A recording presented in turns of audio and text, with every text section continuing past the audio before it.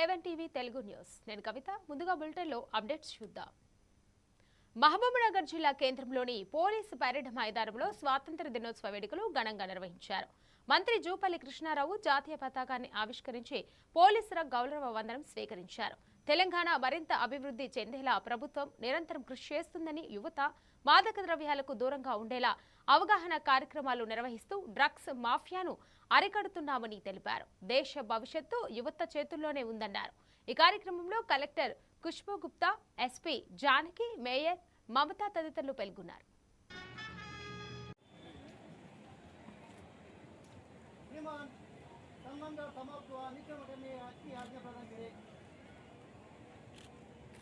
స్వాతంత్రం సమరయోధుల త్యాగాలను మాటల్లో వర్ణించడం సాధ్యం కాదు. వారు తమ కుటుంబాల కంటే దేశాన్ని గొప్పదిగా భావించారు.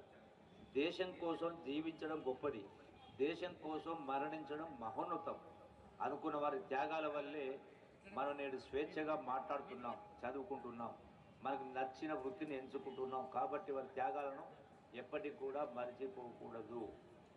స్వాతంత్ర సమరయోధుల త్యాగాలకు నిజమైన నివాళి దేశాన్ని అభివృద్ధి చేయడమే.